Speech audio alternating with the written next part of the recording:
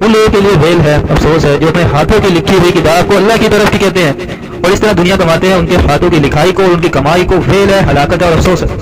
یہاں پہ ترجمہ کرنے والوں نے اگر دیکھیں گے کسی کا تو لعنت بھی کی گئی ہے، اور یہ بھی کوئی برا لفظ نہیں ہے، لعنت سے مراد ہوتا ہے کوئی گالی نہیں ہے، لعنت کو اگر گالی سمجھا جائے تو یہ تو جہالت ہے۔ لعنت کا مطلب ہے اللہ کی رحمت سے دور، اللہ کی پناہ سے ہٹ کے، اس کا مطلب یہ ہے شیطان کی صحبت میں آ جانا لعنتی عمل ہوتا ہے وہ، تو یہ شیطانی عمل ہے، اسی کو شیطانی عمل کہیں گے۔ کیونکہ ایک دفعہ میرے ساتھ بھی ایسا واقعہ ہوا تھا جو مجھے بڑا عجیب لگا تھا کہ میں ایک دن قرآن لے کے بیٹھا تو قرآن مجھے نہیں پڑھنے دیا تھا، فضائل و اعمال کی جگہ دیوبند مسجد میں نماز پڑھتا تھا، تو وہاں پر جا کے جب میں فضائل و اعمال کی جگہ قرآن لے کر بیٹھ گیا تو نہیں پڑھنے دیا گیا مجھے، لیکن روک دیا کہ نہیں یہ نہیں پڑھ سکتے، تم فضائل و اعمال ڈھونڈ کے پڑھو۔ بہت بہت بہت تکلیف ہوئی تھی مجھے اس وقت، اللہ کی پناہ، میرا دل تڑپ رہا تھا قرآن پڑھنے کے لیے لیکن نہیں پڑھنے دیا گیا تھا۔ لیکن الحمدللہ میری امید ہے کہ میں اپنا مقام مرتبہ بنا کے انشاءاللہ العزیز مسجد میں فاتح ہوں، وہاں پہ بیٹھ کے قرآن پڑھوں، میری دلی تمنا ہے۔ وقالوا لن تمسنا النار الا اياما معدودات قل اتخذتم عند الله